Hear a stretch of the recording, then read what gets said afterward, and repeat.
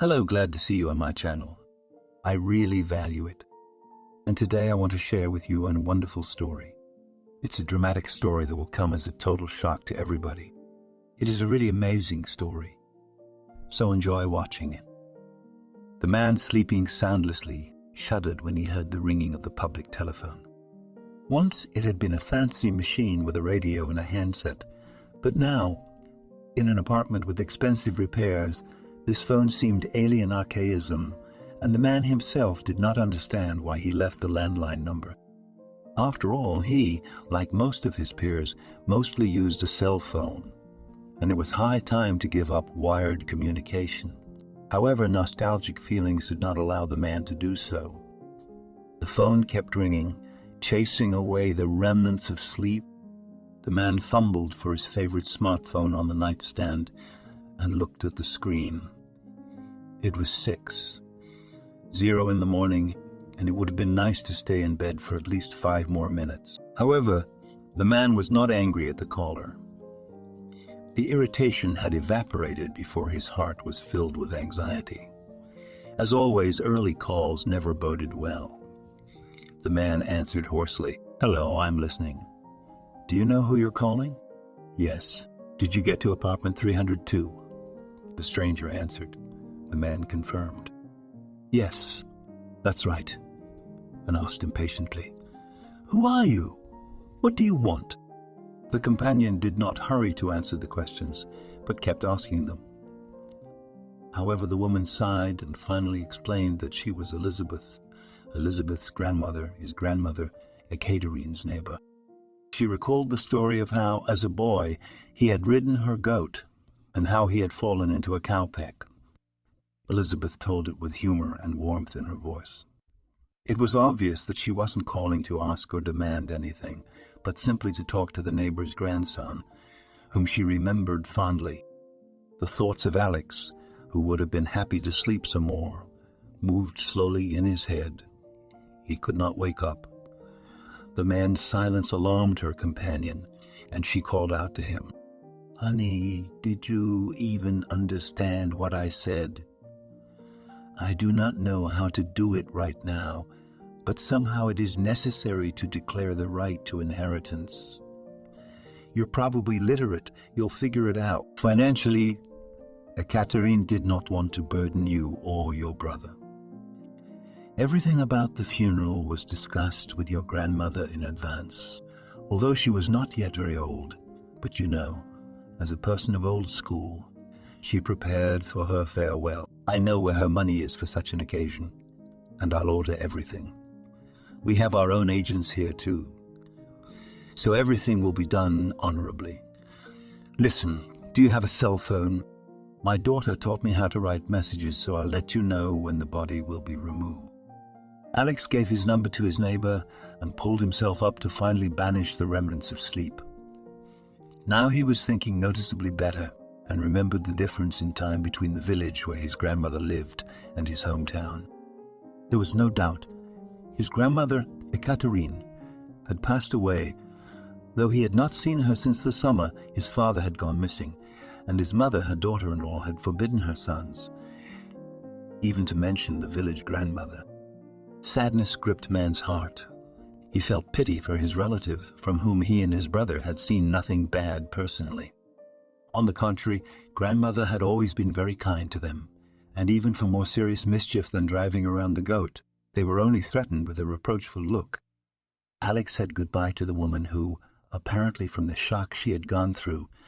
The boy's mind, however, was too eager to talk, and he realized that he himself was now going to be the messenger of bad news.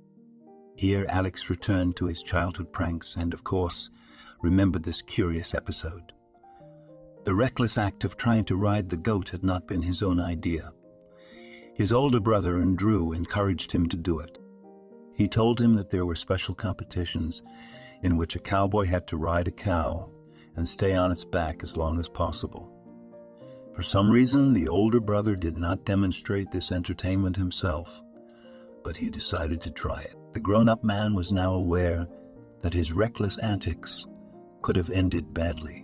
But he was no longer angry, neither at his brother nor at himself. They were just kids then. He was about 5 years old, and his brother was on his first summer vacation. That was a good time. My parents took them to their grandmother's house every summer. It went on like that until he went to 4th grade himself. At the height of July, when it was already possible to swim in the river and berries began to ripen in plenty, Razdoli abruptly broke off. It had been about 15 years since the grandchildren had seen their grandmother and not even spoken to her. The boy became incredibly sad. He realized it was unlikely his grandmother's roommate had bothered him this early to remind him of his childhood adventures, and he was not mistaken. After a long preface, the woman proceeded to the purpose of her call. Here's the thing, I do not even know how to say it. In general, your grandmother died. We wanted to pick mushrooms with her today in the woods. There were a lot of them growing here. We could have picked so many that we probably wouldn't have had time to process them in a day. I went to see her, and she was lying in bed with a smile on her lips. I had already told the paramedic to the police station. However, he did not start with the phone calls, but with going out for coffee. It would hardly change anything if he broke the news an hour or two later. But it would give him time to consider whether it was necessary to tell his mother, or whether it would be inappropriate to remind her of her mother-in-law. The aroma of his favorite beverage added to his resolve. He called his mother first, reasoning that under such circumstances it was not a sin to forget long-standing grievances, however hard they might be, but a last farewell was a special ritual. Once upon a time, the brothers were anxious to find out what had happened to their suddenly disappeared father, and why their mother and grandmother had quarreled so badly almost immediately thereafter. They made all sorts of theories, but their mother simply brushed them off in response to all their inquiries. What are you picking on me for? Don't you have anything better to do? I'll find you hundreds of jobs in a jiffy. My mother's words were not an empty threat. She really could make them all. Solve extra problems or read a book followed by the obligatory retelling of the plot and analysis of the actions of the main characters. When the older brother was 18, as an adult he tried to search for his father, but his mother found out about it and made a terrible scandal which led to a medical emergency call. The team arrived and diagnosed her with a heart attack and took her to the hospital. The woman stayed in the medical facility for almost 2 weeks, and after she was discharged, according to an unspoken agreement, her brothers never spoke to her mother about her father again. It was impossible to get in touch with the grandmother and ask her about the reasons for the situation. At that time, cellular communication had not yet reached her village. Then my grandson was surrounded by adult life, destroying the former attachments and replacing them with new concerns and numerous cases of varying importance. The brother's father was officially pronounced dead within the legal deadline, but they still had no time to go and visit their grandmother, at least secretly from their mother. They did not support her during her terrible loss, although they guessed that the woman had it hardest. Of course, the distance separating the grandmother and her grandchildren, who had long ago learned to drive cars, could hardly to consider as a serious obstacle. However, somehow I didn't have time. Afraid of another attack from my mother, my older brother didn't even invite my grandmother to his wedding. That's how they lived, not too far away, but as if they were on different planets. Now there was no chance of meeting at all. He was sad and ashamed that he had put off visiting his family. When he told his mother about his grandmother's death, he heard only harsh words that either good or bad about the dead. Anyway, son, I have nothing to say. Alex decided to be consistent and warned. The neighbor said that no financial contribution on our part was required, but warned us that Grandma really wanted us to come to her house even before the inheritance. Son, I don't want to hear anything about that woman. You're all grown up and you're about to give grandchildren, so you decide whether to go or not. I do not care. Besides, would your grandmother want me to come to her funeral? I'm sure she wouldn't. And frankly speaking, I wouldn't feel comfortable there. We parted on a very harsh note. By the way, I still do not feel guilty, but I do not want to talk about it. Why don't you tell me how are things at work? Realizing that it was useless to change her mind, the son talked to her a little more, reassuring her that his career was all right. He assured her that for the time being, he was not going to get married and said goodbye. It remained to tell the sad news to his brother, who lived with his wife in the country together with her parents and was actively engaged in farming. Of course, the brother had long been on his feet. They were literally plowing from dawn till dusk. Alex had spent the previous summer on vacation with relatives and was amazed that his brother had adapted so easily to non-stop work, was happy to learn how to operate machinery, and was not afraid of any work. As he watched Alex handle the hives and remove heavy frames with such efficiency, Alex thought to himself that he had found his purpose in life and was even a little envious of him. The conversation between the brothers was quick and not too happy. Andrew, learning about the death of his grandmother, busily asked how to send money to this neighbor. You never know. Maybe some unforeseen expenses will arise. Oh, what bad timing. I was just about to go to the fall fair in the neighboring district, but I'm having car trouble. It broke down. Why don't you pick me up at Grandma's on the way? It's on the way anyway, and it's not much of a detour at all.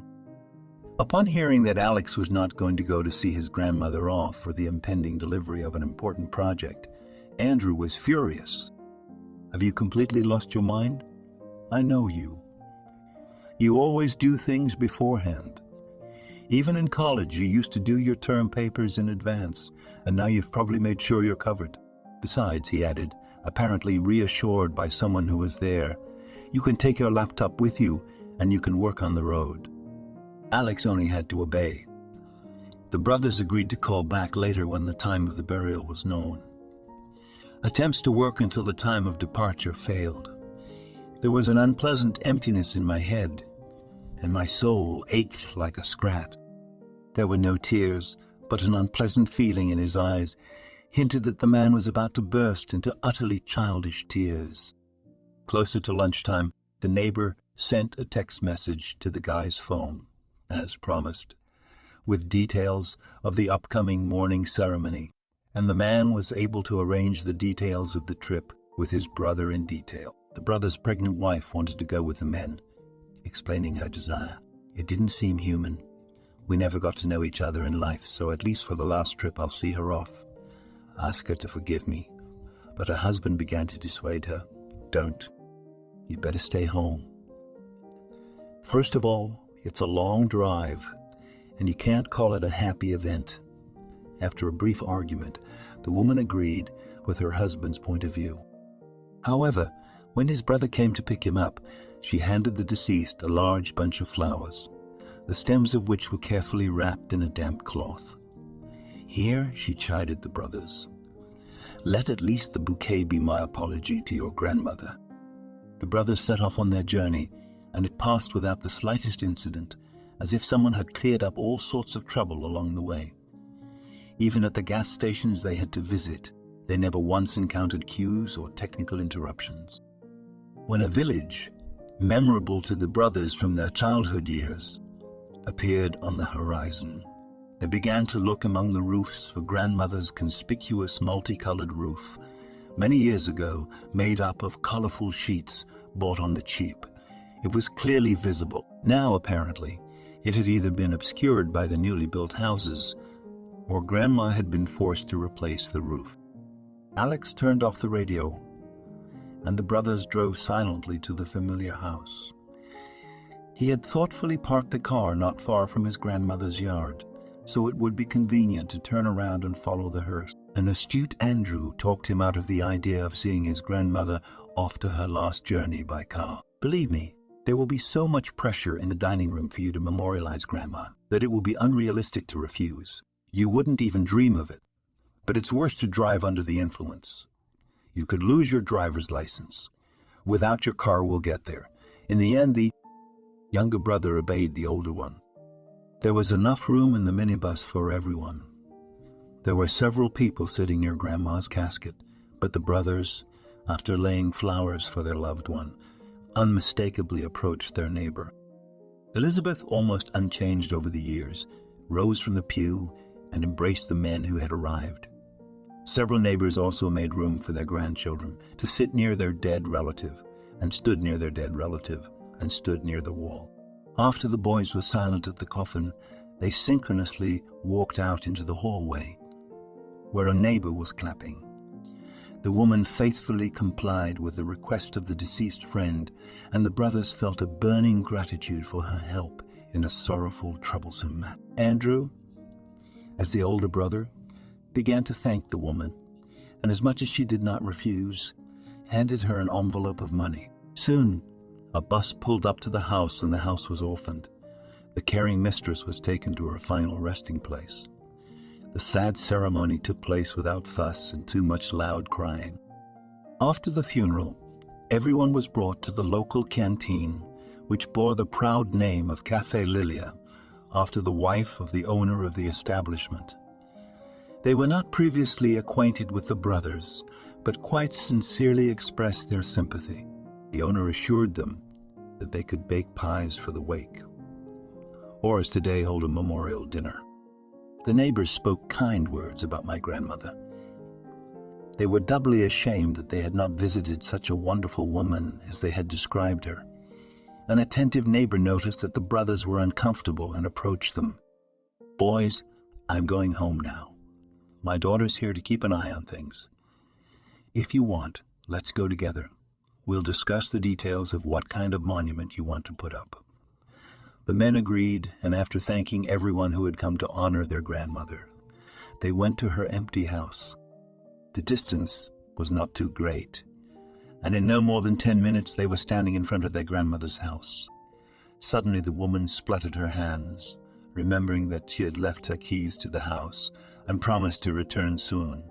The brothers, without talking, did not go to the car, but sat down on the front porch of the grandmother's house. She told her grandchildren that their grandfather had invented his carvings. Some were peeking and some were giving themselves a complete fantasy. The man died tragically when they were babies. However, Katarine's grandmother spoke in such detail about her only husband, showed pictures, and constantly recalled some stories from her family life with her beloved, that it seemed to the children as if Grandpa were just on a long trip somewhere. The grandmother, who helped her husband in building and decorating the house, was excellent with all kinds of tools and passed on her knowledge to her grandchildren.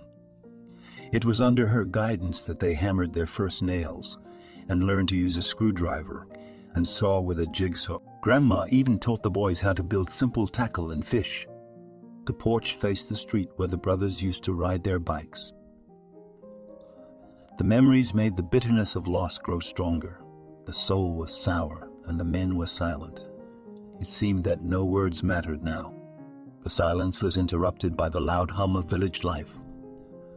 The clucking of hens, the haughty roll call of roosters, who had not had time to find out who was the loudest since the morning, and the long mooing of cows.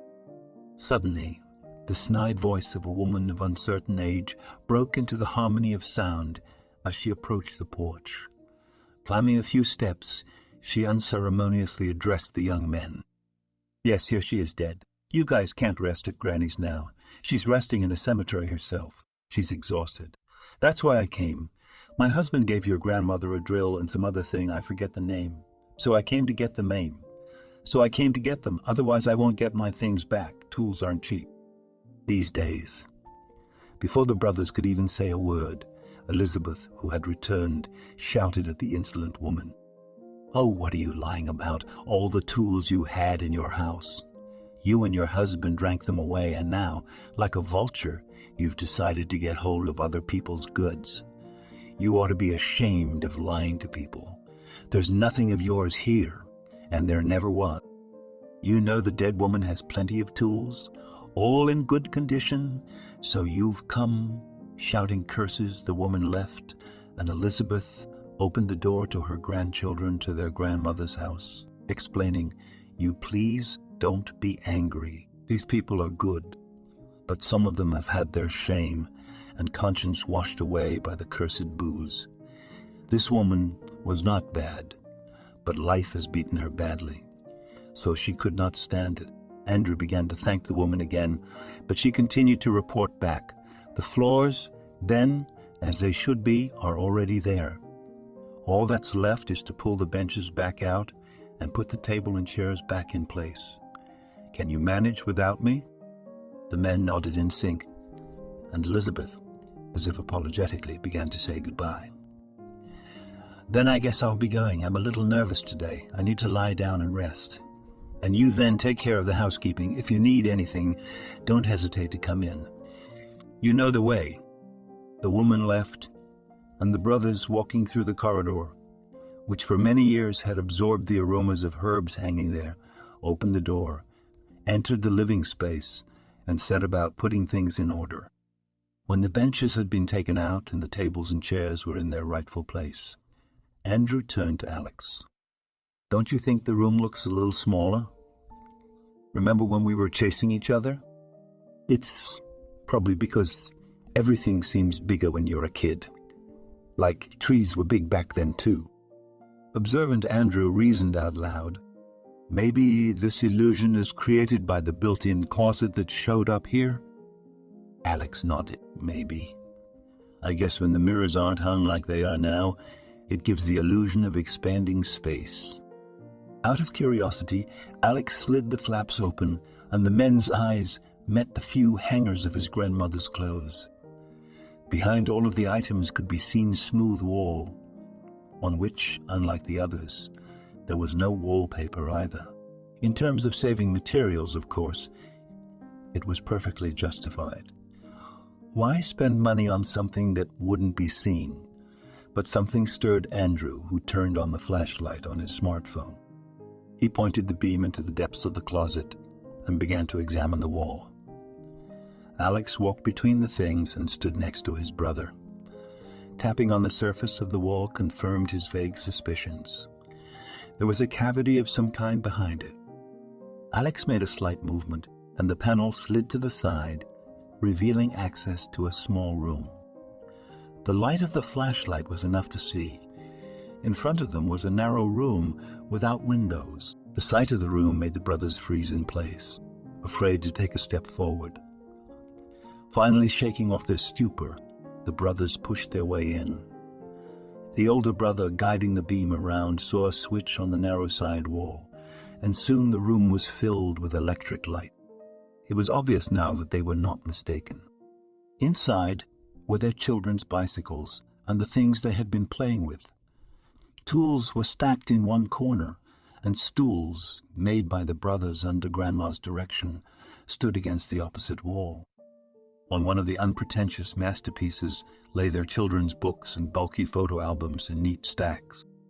The stool must have served its intended purpose, since there was almost no dust inside the secret room, and the men realized that their grandmother had often been in this part of the house, regularly tidying up, and judging by the thin notebook and pen lying over the stack of books, she had written something down. Had she set this place up herself? Alex suggested aloud a general idea. It's not just hammering nails. It was a lot of work. Andrew shrugged. Well, I don't doubt our grandmother's talents. But why did she set up that hiding place with our old things? Our books and bikes are hardly of any special value. It's all so strange. A more curious brother suggested, maybe there's some explanation in that notebook.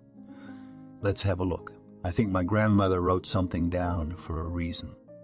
The men opened the simple, thin notebook with great interest and began to read from the text. From the very first page, it was obvious that the grandmother really hoped that her grandchildren would discover her message as well, for it was them she was addressing. Though their tear stains were visible in some places, the words in her grandmother's calligraphic handwriting were all perfectly legible. My dear, since you are reading this notebook, which I conceived as my most sincere confession, it means that looking you in the eyes personally, I never dared to confess one of the worst mistakes of my life.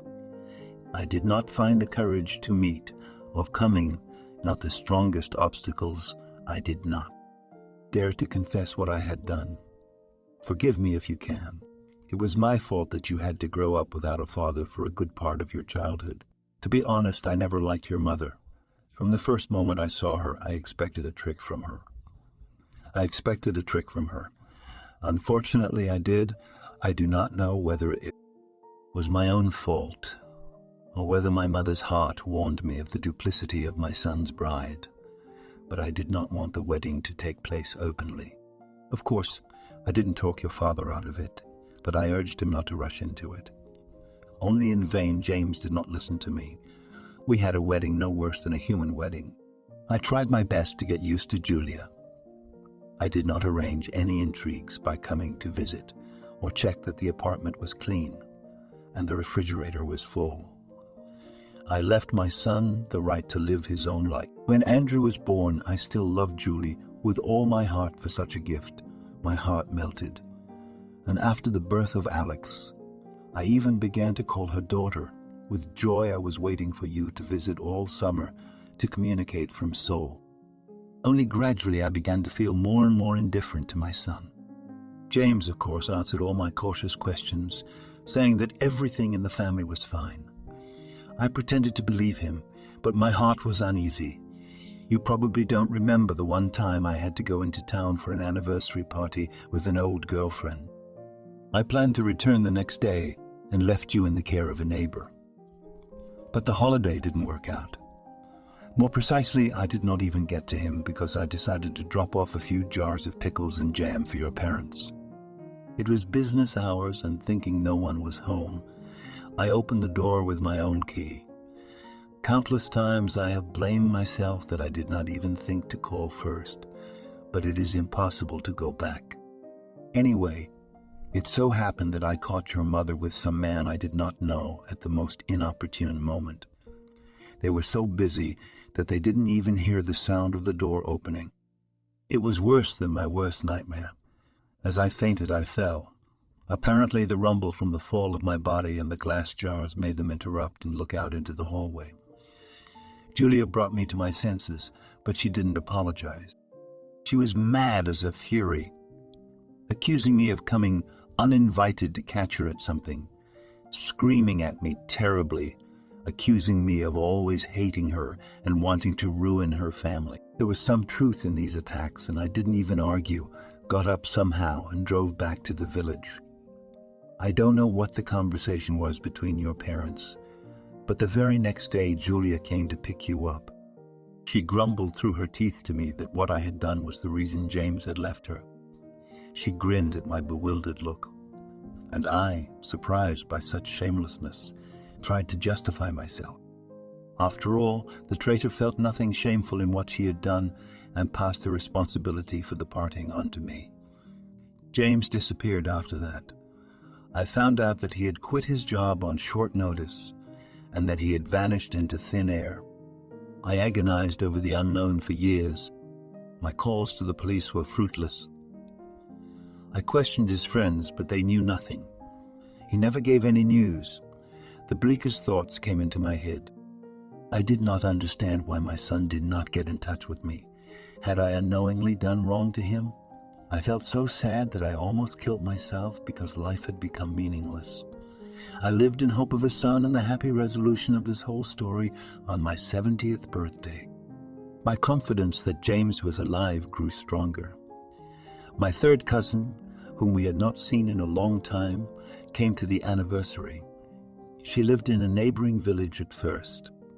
You may remember her, maybe not often, but she came to visit.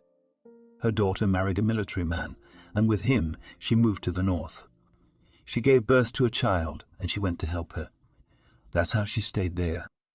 Then my little sister told me that she thought she'd seen James in a town not far from where she lived. She tried to justify herself by saying that she might have been wrong, but my heart felt that James was alive, and that he was probably somewhere in the north. I would have flown to look for him, but my health failed me. In fact, the only reason I wanted to celebrate my anniversary was to get my loved ones together. I knew that I didn't have long to live, even if I wasn't destined to meet my son, but at least try to find his father. I hug you, my family, and once again forgive me for taking away my childhood. After this confession, the grandmother wrote her third cousin's contacts and the brothers stared at each other in exasperation. It seemed like some kind of bad nightmare in which everything happens contrary to logic and common sense. Silence hung like a heavy cloud. The men's negative emotions seemed palpable and filled the tiny room, as if they were forcing all the oxygen out of it. Alex couldn't take it anymore and confessed, "If I don't get some air now, I think I'm going to faint." Andrew nodded briefly. "Yeah, let's get out of here." Once out, the men sat down on the chairs by the table and were silent again for a while. Then the older brother, who seemed to have thought of something, shared his thoughts. Grandma's anniversary was 3 months ago. So, as they say, it will be easier to check the conjecture that our father is somewhere in the north. Except that I have my hands full right now, and as luck would have it, I don't want to postpone the search for my father. I need to find out what happened 15 years ago. Alex hesitated. The first thing to do is to get in touch with the sister to find out how and under what circumstances she saw a man who resembled our father. Did she talk to him or just glimpsed a familiar face in the crowd? Then again, did our mother turn out to be such a dishonest person? I'd like to hear her side of the story, though I wouldn't mind seeing my father either. Andrew grimaced. "I don't know how to ask my mother." Straight to the forehead. "What happened 15 years ago?" Junior agreed. "I mean, it's unfathomable at all, but it's probably the only way. I'm very embarrassed by my grandmother's notes. But agree, there's a lot of weirdness in our mom's behavior. Not a month after my father disappeared, she got together with this man of hers. Looks like he was her lover. It was good that at least Mom didn't drag her into our apartment, but moved in with him herself, moving her mother in to keep an eye on us. Grandma adored her and didn't refuse her, though it was hardly easy for her to be with us. Still, it's unclear what happened back then. It's clear from my grandmother's notes that she didn't say anything to her son. How then did he know everything? I vaguely remember her going somewhere dressed up, but she came back with such a face that I was scared. And my mother came to pick us up practically the next day. It turns out that during that July day, something happened that made our father disappear, and my mother even forbade me to remember him or talk to my grandmother. Mom must have thought that Grandma had told her son about the affair. But what happened in the apartment is not clear at all. But if the scariest thing to think of, our dad somehow discovered that Mom was cheating on him that day. Perhaps a fight broke out between him and her lover. Our father could hardly have been hurt very much. You remember that he used to pick us up easily in his arms and spin us around. What if Dad ran away to avoid going to jail for grievous bodily harm? There's a reason you and I read so many detective novels when we were kids. But think about it, even if my father ran away, why didn't he tell my grandmother? There's no way he could torture his own mother with suspense. Remember how they treated each other? No, something did not add up in this version. In the room was heard only the peaceful ticking of a large wall clock. A knock on the door, which led to the house from the front porch, distracted them from their thoughts. Andrew went to open the door. On the threshold stood the daughter of a neighbor. He remembered the woman as a scrappy teenager, a metamorphosis that made him think sadly of the fleetingness of time. The woman invited them to sit over the brothers did not refuse, for they themselves were not averse to distraction from the grief and shock they were going through. The brothers did not refuse, for they themselves were not averse to distraction from their grief and shock. The gathering continued late into the night.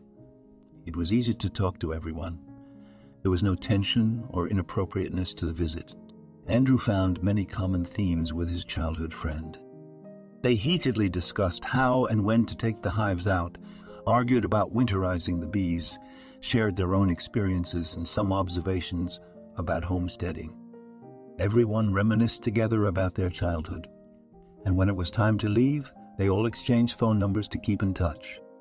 The brothers returned to their grandmother's house when it was almost completely dark. The stars were burning in the clear sky, and they were even admiring. They spent the night in the house, and in the morning they began to pack for their return trip. In bulky bags they took a few of their books, a notebook with their grandmother's confession, and a photo album.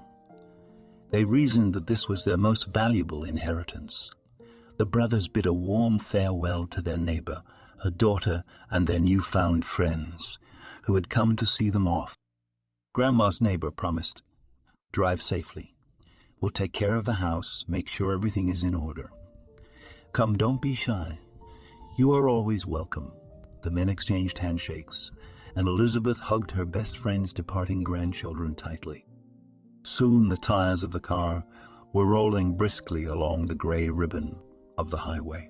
On the road, the brothers decided not to drag out the search for their father, which they decided to begin with a frank conversation with their mother. Andrew called his wife to let her know that he was coming home a day later than he had planned, and went with his brother. They didn't even stop by the apartment where they had spent their childhood.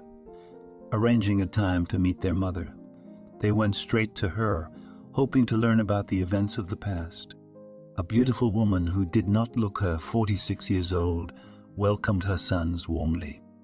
"Well done for stopping by to see them. Oliver, unfortunately, is away on business. He would have been very pleased to see you, too." Julia was at work on the stove, and the men did not dare to approach the purpose of their visit. The woman herself pushed them into a frank conversation and winked at her sons. "More like a girlfriend than a mother," she asked. "There's something about your conspiratorial faces.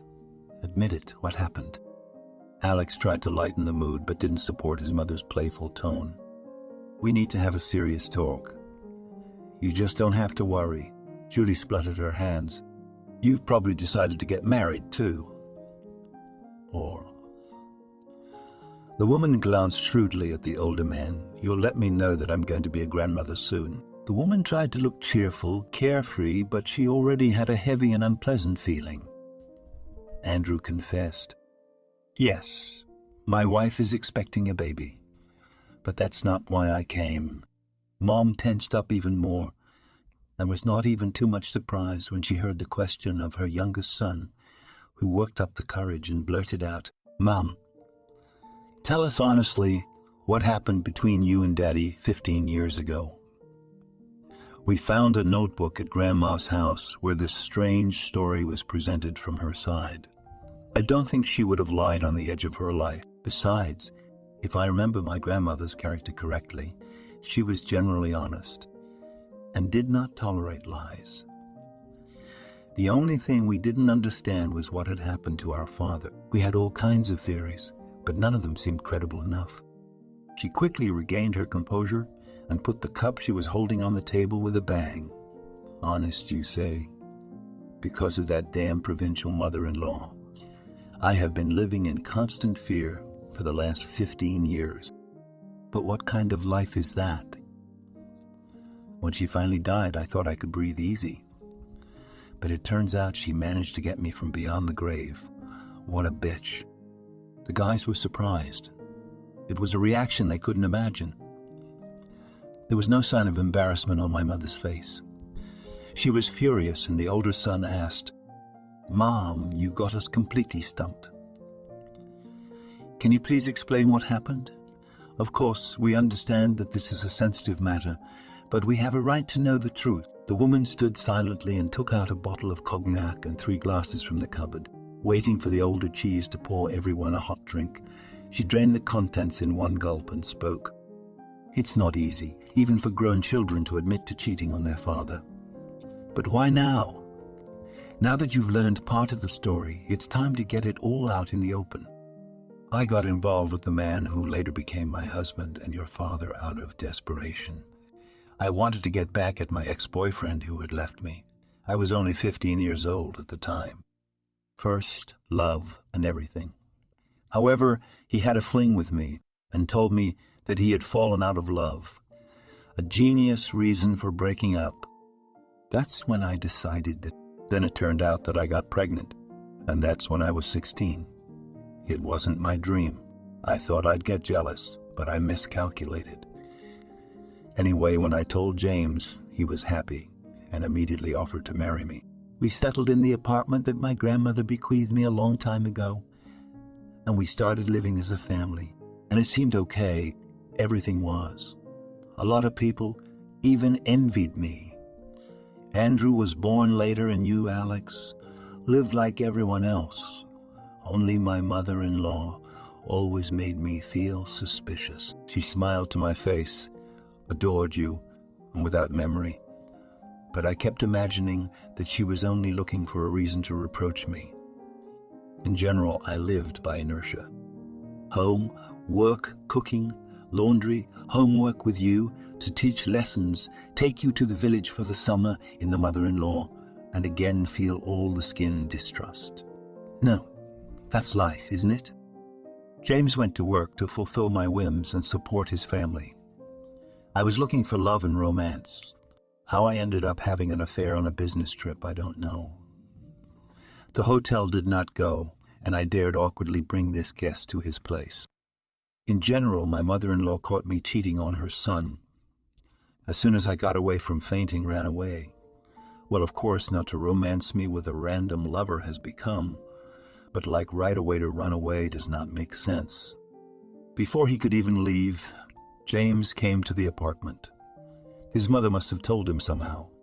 A scandal broke out, of course. What else could it be? James and his lover got into a fight. I had to stop him, so I got in trouble. Your father suggested his guest to go outside to sort things out. About an hour later returned, packed his things and left. Where? Did not say. He explained that he was going to file for dissolution of marriage and disappeared just like my lover. In the end, I thought he had killed him and ran away. I was ashamed that it was my fault that the whole thing had happened. But I was even more angry at my mother-in-law. Why the hell did she interfere in our family? All the time I was afraid that one day people in uniform would knock on the door and will ask about her husband and lover if my husband had sent him to the other world. Then I could become not just the perpetrator of the accident, but an accomplice. That's how it would turn out. I even wanted to move, but your school was too good. It was a shame to take you away from your place. I asked my mom to live with you, and I hooked up with Oliver myself. He was my first boyfriend, who was very happy with me. I don't drag him to the registry office, and I give him complete freedom of maneuver.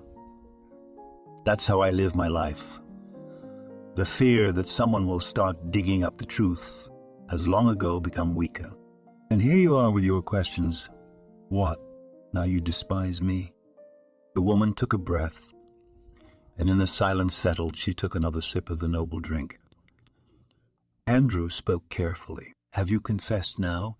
Because the statute of limitations on felonies is only 15 years, or are you just tired of hiding everything?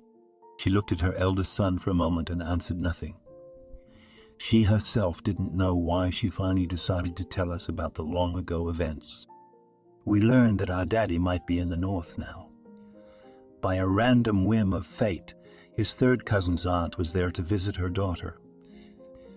Did he have someone he knew there before? The woman wondered. But she could not recall anything that connected her husband, who had disappeared and then been declared dead, with the distant land.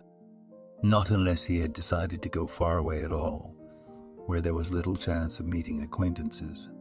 She wrapped her arms around her head as if she were in the greatest pain and turned to her sons. What shall we do now? I'm going to go to my grandmother's sister's house and see if I can find out exactly where she saw a man who looks like my father. It won't be any worse than that. He must know that Grandma is gone. Her mother only nodded. This was not at all how she had imagined meeting her sons, but she herself had longed to put an end to an old story. Son, let me give you money for the trip. This whole tragedy was originally all my fault. I wanted revenge, but I ended up betraying the man who was probably the only one who loved me. Oliver just lets himself be cherished and nurtured. If anything happens, I have no illusions.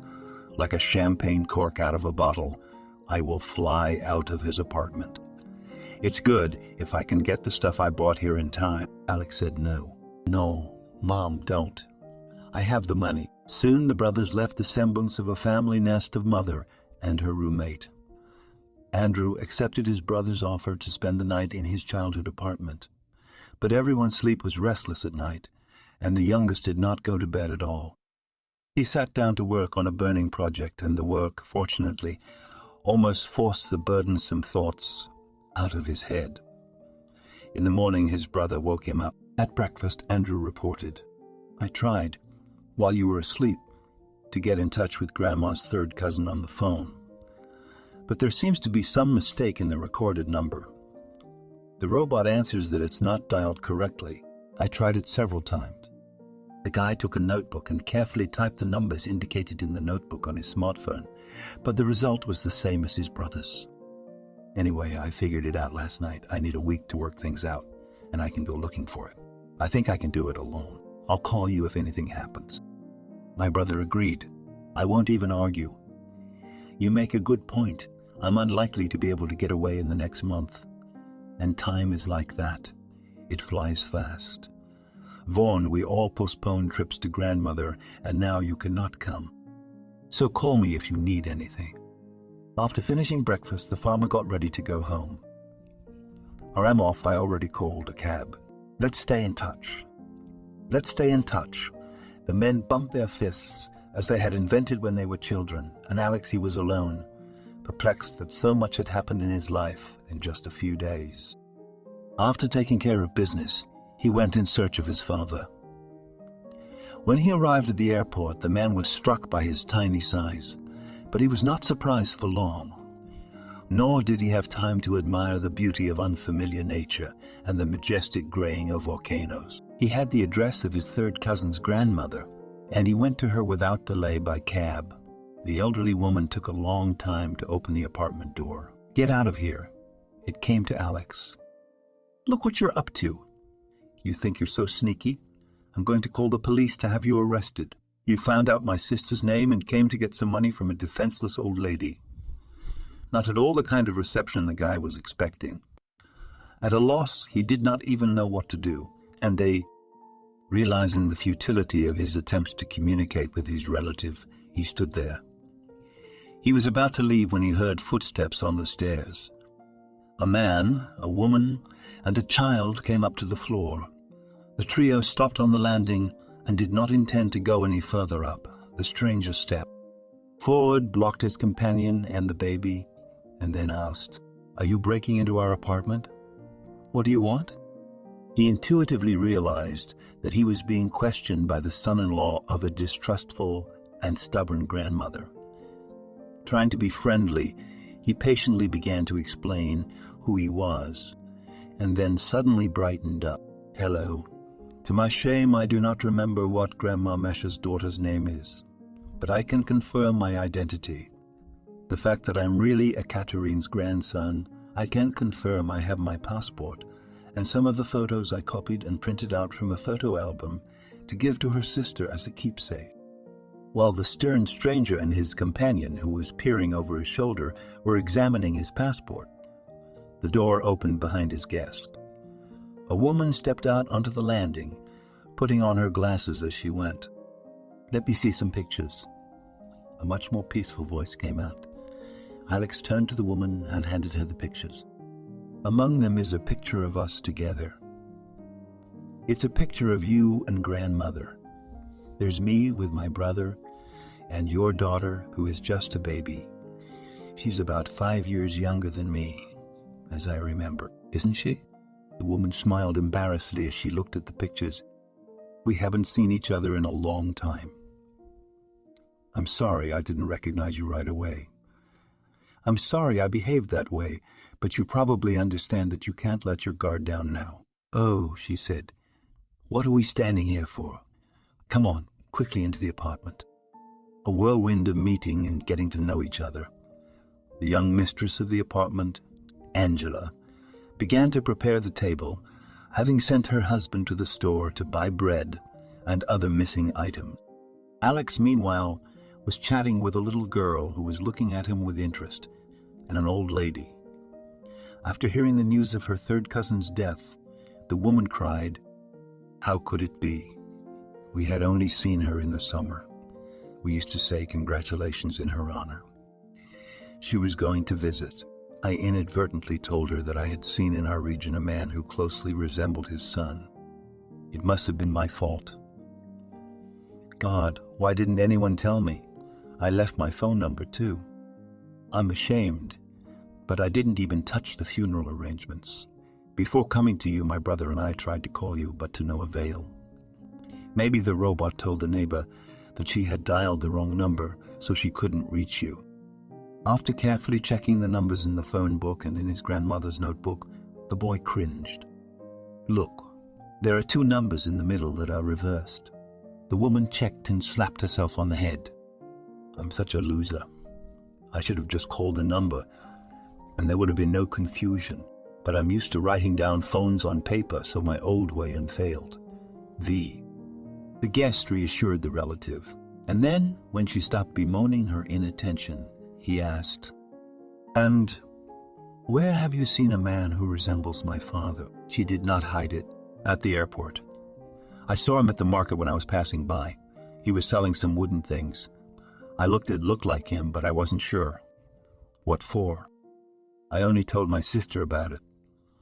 She must have worried too much, tearing her heart out. If I had known it would turn out like this, I would have kept silent for the rest of my life. All the more, I wasn't even sure it was him. It had been years, and he must have changed, and my eyesight was worse." As much as the boy was in a hurry to go straight away to find his father, his relatives would not let him go. The son-in-law, who had returned from the store and heard part of the conversation, explained to his guest, "Women won't let you go hungry anyway, and then I'll go with you just for tomorrow's day off, and acquaintances I have at the airport. So if your father will track him down, don't doubt it." Despite my grandmother's pleas, the men did not take her with them. Son-in-law said it like he cut it off. "Mom, you and the girls wait for us here. Honestly, we can do it ourselves." That's it, we left. The woman had to obey, especially since she knew that she really could not help the men. On the way, the man told Alex that he was literally addicted to this place. He enthusiastically explained about the sights, but his guest did not listen too attentively, for he was almost shaking with excitement. He was pondering once more how to hold a conversation, and was careful not to count on the speedy success of his visit to such a distant land. Besides, the woman might have been mistaken, and his journey would have been all but pointless. The foreign car jokingly covered the distance between the cities, and soon the driver was already parking his car at the parking lot near the market. "You don't have to worry. Even if this man has only been here once, we're sure to look for him.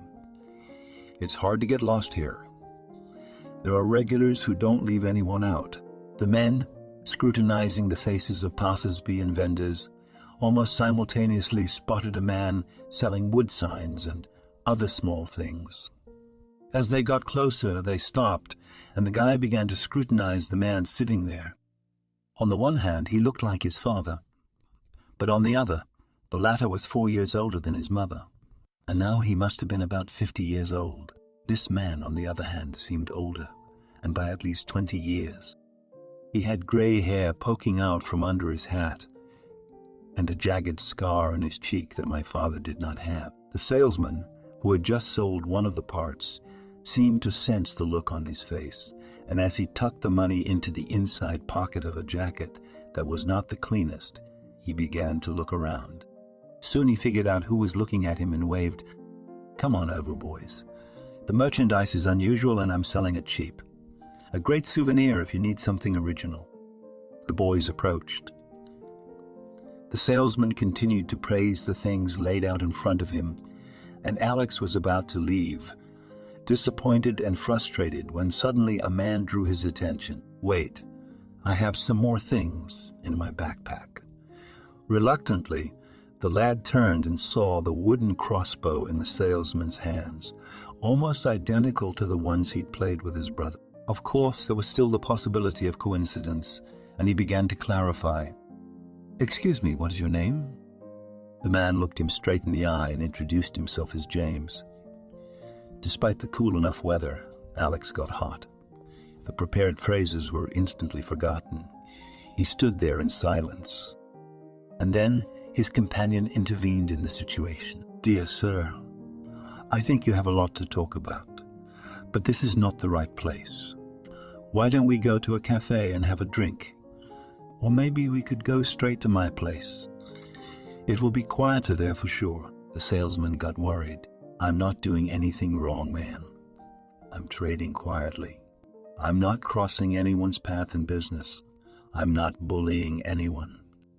"What's the matter?" The guy finally remembered one of the phrases he had invented and reported, turning to the stranger, now his father. "Don't you worry, please. It's just that I suspect that you are my father, who disappeared 15 years ago. At least your name is exactly the same as his. You don't remember me." Now it was the salesman's turn to be confused. He stood up to get a better look at the man who introduced himself as his son and staggered back, gazing into his face. He said in shock, "Are you Andrew or Alex? You looked alike as a child, and after all these years I can't tell without a clue." The stunned son rushed to hug his father, so quickly found. Meanwhile, the companion carefully stacked the merchant's goods in a bag, and then, throwing it on his shoulder, commanded, tears aside, "Follow me to the car." Father and son sat in the back seat and seemed not to notice anything around them. The meeting in the apartment was noisy, and the old lady kept reading that she hadn't guessed earlier to approach the man she guessed Jane was in. While the man was tidying himself up in the bathroom, his son, despite the huge time difference, called Andrew and reported, "Brother, I found our father. I don't know how he got here yet. And to tell you the truth, I don't believe it's real at all. It feels unbelievable. My father suggested, if there's nothing keeping him, let him come back. Let's try to make up for all the time we lost." When the adults were assembled, the old lady waited until her nephew had finished everything she kept putting on his plate and drunk his tea, and began to ask questions. "What happened to you? How on earth did you end up here?" The father, smoothing his hair with a painfully familiar gesture, began his difficult confession. "I was in town for work. Although I wasn't supposed to, the courier's appendix began to malfunction, and I had to deliver documents urgently. I was passing by a house, and somehow I felt compelled to stop by. I came in, and there was the picture. My mother's bag is on the floor, and there are puddles of syrup and brine around. In the kitchen, my wife and some jerk were drinking, waving their hands, of course. Then they went outside to sort it out. The man explained that he and I was just trying to have some fun while I was on a business trip. I punched him and went home to pack. Wanted to head to the bus station. Got there, figured out the schedule, bought a ticket. The next day I went to work. I wrote the statement of resignation with my boss. Without going into details, I agreed to leave without having to work. He met me halfway. We were on pretty good terms with him. I got my pay, and all would have been well if I had accepted the chief's invitation to spend the night at his place. Well, what's to be sorry about now? I decided not to burden him or my buddies. I wanted to spend the night in a small hotel near the station. I met my roommate there. He seemed all right. He offered me a drink. I refused everything. I was afraid I'd lose control. The roommate didn't even insist, like no and don't. We had tea with him.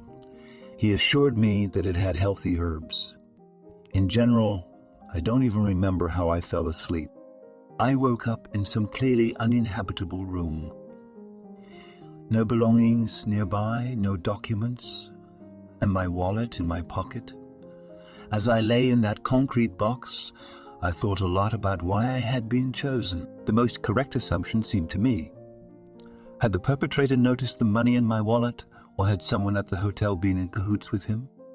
Besides, I seemed much stronger on the outside than I am now, and my plans to take money from me were accompanied by a desire to make a slave of me at the construction site. It turned out that they had taken me to some backwoods place, to a plot with huge trees and a high fence with barbed wire on top.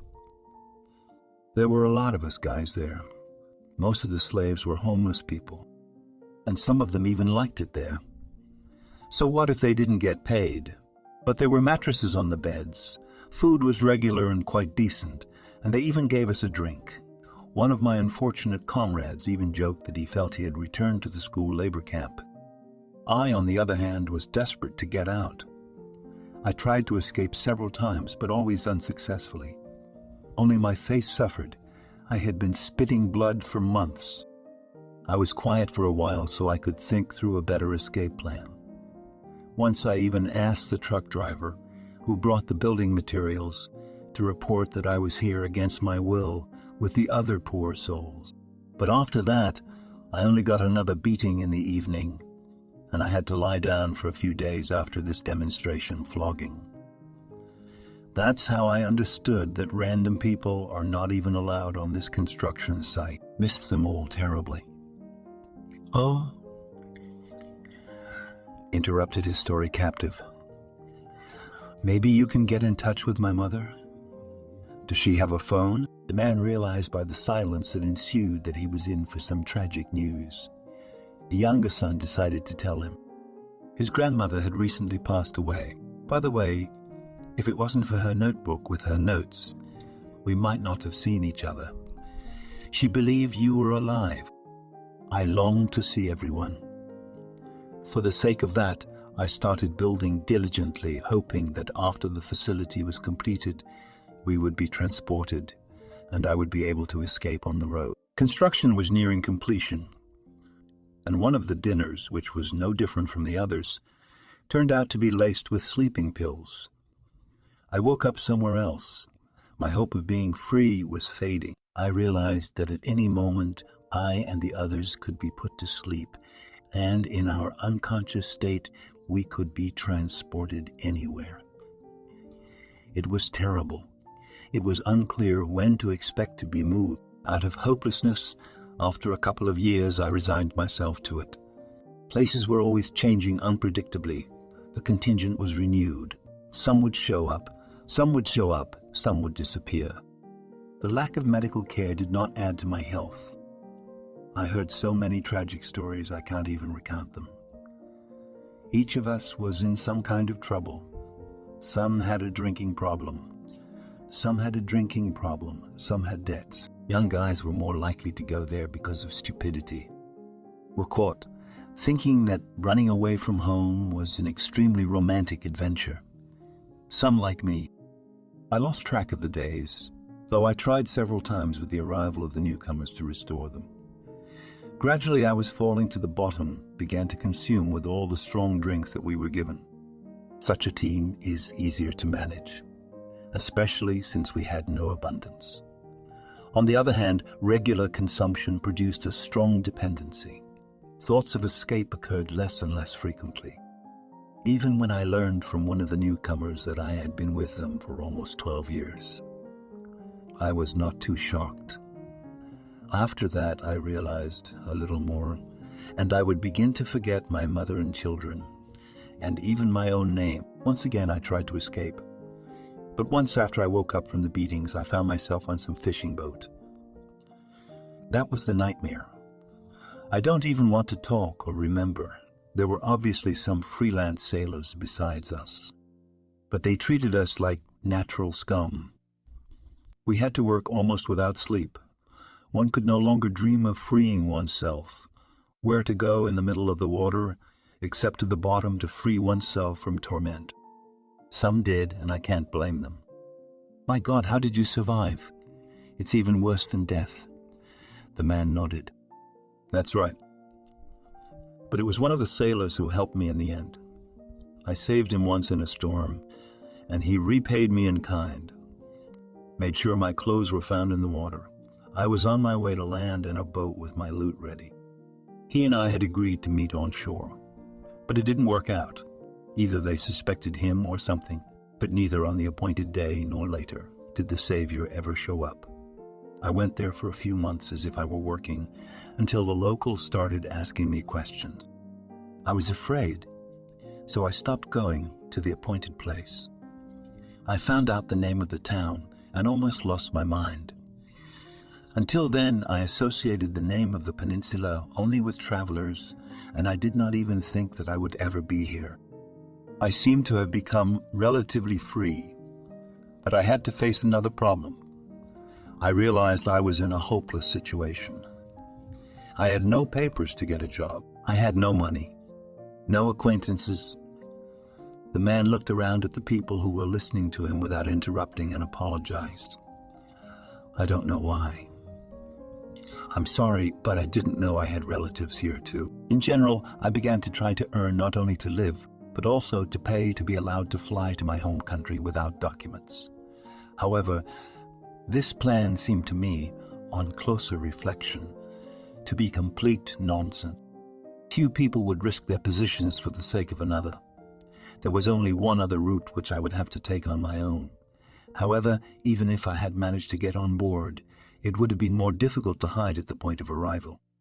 Anyway, I began to settle in here. An old man from the ex-military helped me. My savior spotted me near a garbage can and boldly invited me in. He wasn't afraid. He didn't disdain me. Plato nodded. I was lucky to serve together with him. One of the best people I know. He helps everybody. After he picked me up, I got in good spirits. Unofficially, he got me a job as a janitor, and my boss let me work as a carpenter because I remembered what I learned from my mom and dad. And I had to do all sorts of work at the construction site. In general, little by little, I began to return to normal life. When you go to sleep and know that you will wake up in the same place, not at the new facility to be built. There was a hope that someday I would return home, and I started carrying my handicrafts to the market. The trade, of course, is not brisk, but still, some kind of profit.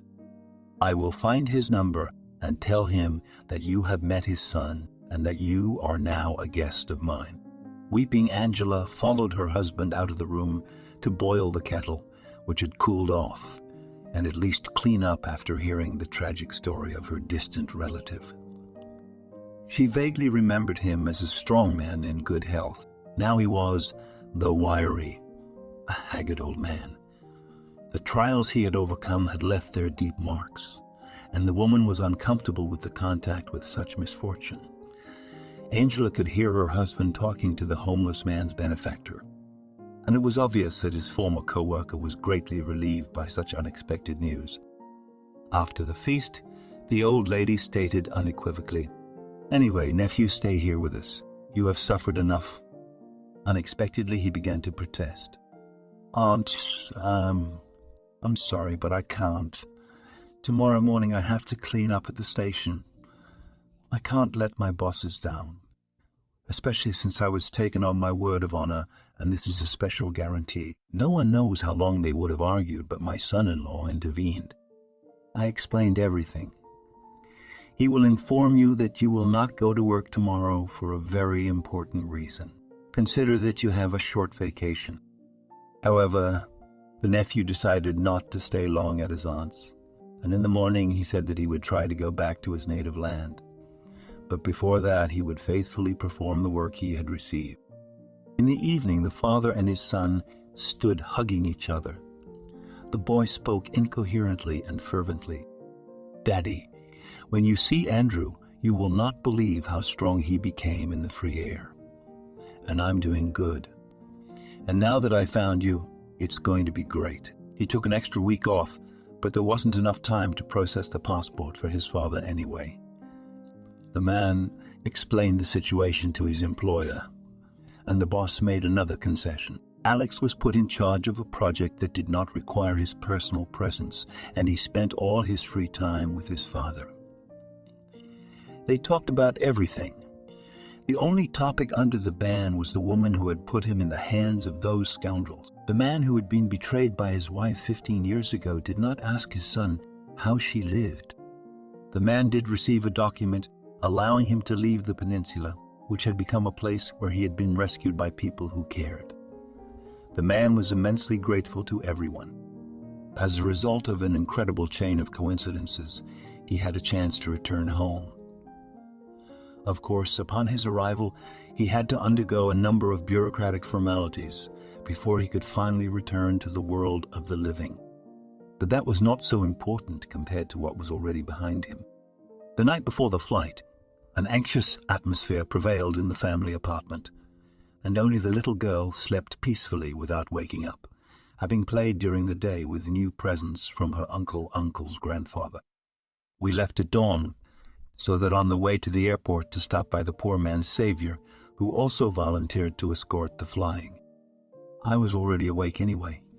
In fact, it was so nice to know that everything had worked out so well.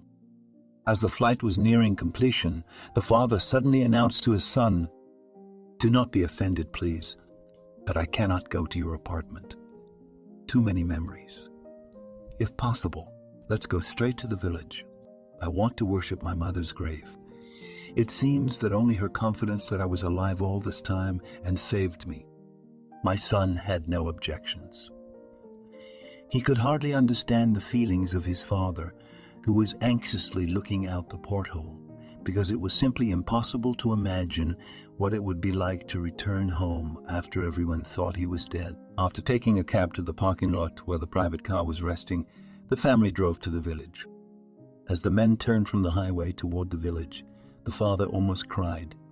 The road to the pogost, located a little away from the entrance to the village, was not cleared, but the layer of snow was not too deep, and the driver risked to pass. In silence they stood before the grave of their mother, who had only a short time before her son's return, and wept, not even trying to hold back her tears. The father realized that the father needed to be alone at the gravesite, and quietly said, "I'll wait for you in the car. Don't be too long, or you'll freeze." The son had to wait for his father, but he was not going to rush him. Finally, he got in the car and they drove to the house where the man had grown up. The neighbor's light was on, and apparently she had noticed the car drive into the street because she jumped out of the gate almost immediately after the car had stopped at her deceased friend's house. The woman went towards her and shrieked when she saw the men. "Oh, dear mothers, you're alive. What a joy." She rushed to hug the man, whom she had once cradled in her arms, and then took the unexpected guest into her house. Her neighbor offered to hold a small feast in honor of the man's return home, and told them that their house was under her safe care at all times, and it was quite possible to live in it. In addition, she promised to help the man get a job. The tools were safe and sound. I made sure no one got into the house. "Thank you. I'll put the kettle on, and then we'll get you some firewood." "Don't, Auntie," the man asked in a hoarse voice. "Don't worry, I'll heat the stove and go to the administration office. I have all the nuances of registration and everything else to clarify. I want to stay here." The woman approved this decision, and rightly so. "You know, it's good here. Again, you see how many people remember you, how happy everyone was to see you. Of course, stay." Despite entreaties, father and son went to sleep in their own house. Of course, while he was warming up, everyone had to be in their outerwear, but my son had time to show my father the hiding place my grandmother had set up. Here we found a notebook with a clue as to where to find you, and as you can see, you're home now. The older brother raced to his grandmother's house by lunch the next day. But that wasn't the end of the series of meetings. By evening, my wife had arrived to visit, and instead of greeting me, she suggested, "Let's not make a scandal in public." He said nothing, and she continued, "Will you invite me into the house?" The man did not move, but reluctantly said, "What do you want?" The woman smiled and explained, I wanted to apologize for everything that happened in the past. Let's talk normally, at least for the sake of my son." To the husband, this offer was tantamount to an insult, and he refused. "The best apology would be if I never heard from you again. I already made a mistake once when I married you, but now I don't even want to communicate." Julia took offense and left. The sons stayed with their father for a while. And then, promising to come more often, they went to their homes. Little by little, the man settled in, and in the summer he began an affair with one of the women who had bought a house for a summer cottage. At first he renovated her dilapidated house, and by fall they could no longer imagine life without each other. The brothers were thrilled to hear the news that their father was getting married. They were happy that the native man, after all the hardships, was finally happy, thanks to a woman who did not believe in the death of her son.